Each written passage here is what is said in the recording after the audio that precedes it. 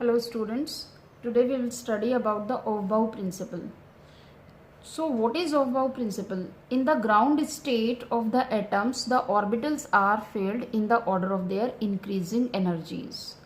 ये वर्ड्स थे जो ऑफबाउ ने बताई थी, लेकिन इनके आधार पर हमें ये सीखना है कि how we can write the electronic configuration of the different elements. So कैसे ये इजी होगा, देखिए इसको हमें समझना है. किसी भी एटम के अंदर जो ऑर्बिट्स होती हैं वो K, L, M, N होती हैं, जिनको हम 1, 2, 3, 4 से रिप्रेजेंट करते हैं.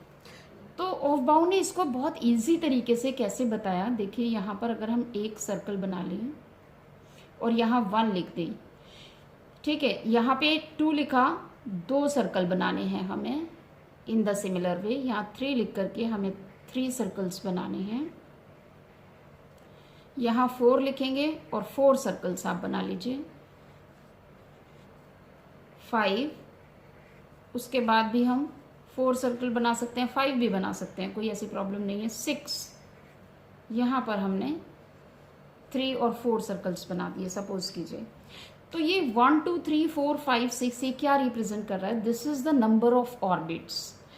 ये नंबर ऑफ ऑर्बिट्स हैं. हमें पता है किसी भी एटम के अंदर जो ये एटम है, यहाँ पे ये ऑर्बिट्स हैं K, L, M, N, और इसके अंदर ऑर्बिटल्स होते हैं जिनको हम S, P, D और F से रिप्रेजेंट करते हैं.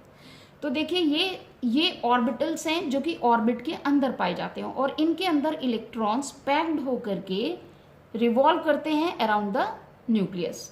अब हम इन SPDF को कैसे रिप्रेजेंट करेंगे? फर्स्ट ऑर्बिट में केवल S ऑर्बिटल होता है, सेकेंड ऑर्बिट में S और P ऑर्बिटल्स होते हैं, थर्ड ऑर्बिट में S, P, D ऑर्बिटल्स होते हैं, फोर्थ में S, P, D and F होंगे, 5 में हमने S, P, D, F again ले लिए हैं, 6 में S, P, D, F हमने ले लिए हैं. हालांकि यहाँ नंबर ऑफ ऑर्बिटल्स इंक्रीज हो जाते हैं, लेकिन हमें सिर्फ इतना ही समझना है क्योंकि हमें एक बार ये जानना है कि इलेक्ट्रॉनिक कॉन्फ़िगरेशन को हम कैसे रिप्रेजेंट कर सकते हैं इजीली.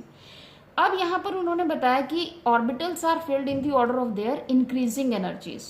तो कम से ज़्यादा की तरफ बढ़ना है. तो देखिए यहाँ हम इसको किस तरीके से समझ सकते हैं.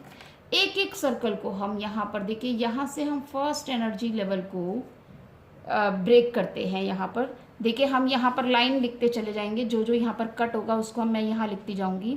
मैंने S को काटा है, S मैंने यहाँ लिख दिया, और कौन सा S? 1S. ठीक है.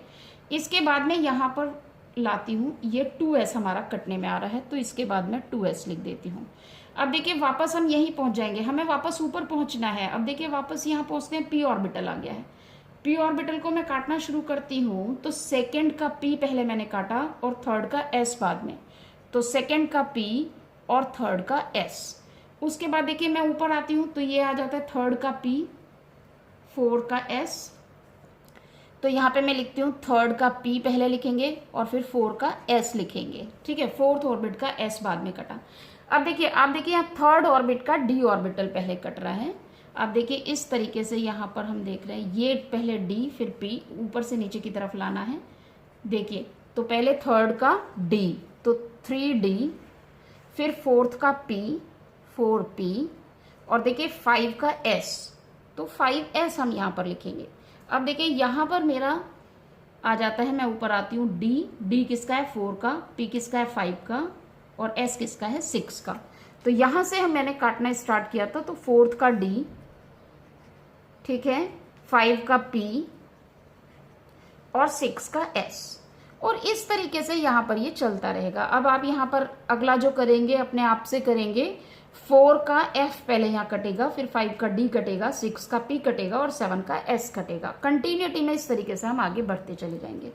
तो मैंने ये लाइन यहाँ पर लिखी है. अब देखिए हमें पता है S में मैक्स टू मैक्स इलेक्ट्रॉन होते हैं 2, P में 6, D में कितने होते हैं 10, F में होते हैं 14. ये मैक्सिमम नंबर ऑफ इलेक्ट्रॉन्स है जो ये ऑर्बिटल्स ऑब्टेन करते हैं.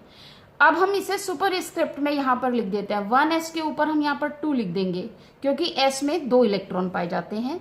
फिर S आया, S में भी 2 इलेक्ट्रॉन होते हैं, P में 6 होते हैं, फिर S में 2 होते हैं. हम यहाँ सुपर स्क्रिप्ट में लिखते जा रहे हैं. P में 6 हैं, 4S में 2 इलेक्ट्रॉन्स हैं, 3D में 10, D में 10 होते हैं, 4P में 6 होते हैं, 5S 2, 4D 10, 5P 6, 6S 2, और इस तरह से चलता रहेगा.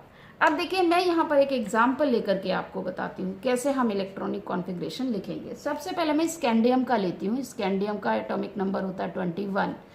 हमें कुछ नहीं करना, देखिए इतना इजी है लिखना इसको। 21 को मुझे ये लाइन पूरी एज इट इज कॉपी कर देनी है। देखिए 1s2, 2s2, 2p6, 3s2, 3p6, पहले मैं यहां तक लिख लेती हूँ। अब इसका जो ऊपर सुपरस्क्रिप्ट में जो नंबर हमने लिखा है, that is the number of electrons which are found in scandium. तो अब हम इनका टोटल कर लेते हैं। 2, 2, 4, 4 और 6, 10, 10 और 2, 12, 12 और 6, 18। तो 21 इलेक्ट्रॉन्स में से 18 में लिख चुकी हूँ। अब 18, 19, 20, 21, 3 इलेक्ट्रॉन्स हमारे पास बचते हैं और 3p6 यहां तक मैंने लिख लिया है। उसके बाद में लिखती हूँ 4s2, तो 2 इलेक्ट्रॉन्स आ गए। 4s2 के बाद है 3d, तो 3d 10 तो हम लिख नहीं सकते हैं, 3d में 1 इलेक्ट्रॉन बचा, क्योंकि स्कैंडियम यहाँ तक 20 हो गया है, ये सारा टोटल 20 हो गया है, 1 इलेक्ट्रॉन बचा तो 3d 1 लिखेंगे हम। क्लियर? आई होप आपकी समझ आ रहा है। एक और एग्जाम्पल मैं ले लेती हूँ यहाँ पर। मान लीजिए कि दूसरा एग्जाम्पल मैं लेती हूँ मैग्नीज का, Mn, दैट इज इसका इलेक्ट्रॉनिक कॉन्फ़िगरेशन अगर हम लिखेंगे तो एटॉमिक नंबर होता है 25।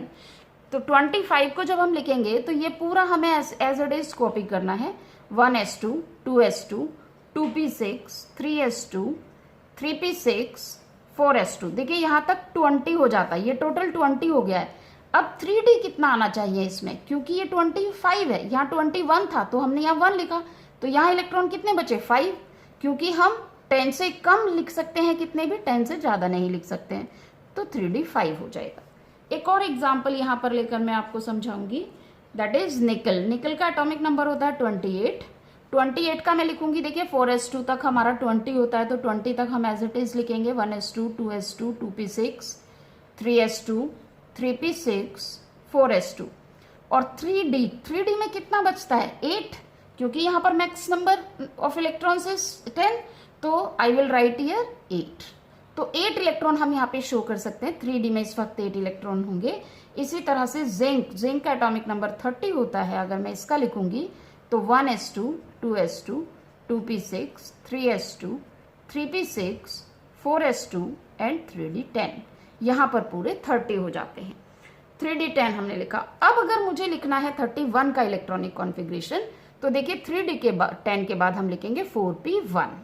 तो इस तरह से आप इलेक्ट्रॉनिक कॉन्फ़िगरेशन की प्रैक्टिस करेंगे। नेक्स्ट वीडियो में मैं आपको बताऊंगी कि क्रोमियम और कॉपर, ये दो एक्सेप्शनल केसेस हैं। क्रोमियम का होता है 24, कॉपर का होता है 29। इनके इलेक्ट्रॉनिक कॉन्फ़िगरेशंस को हम कैसे रिप्रेजेंट करते हैं और किस बेस पे करते हैं, नेक्स्ट वीडियो में आपको ये मैं बताऊंगी। Thank you.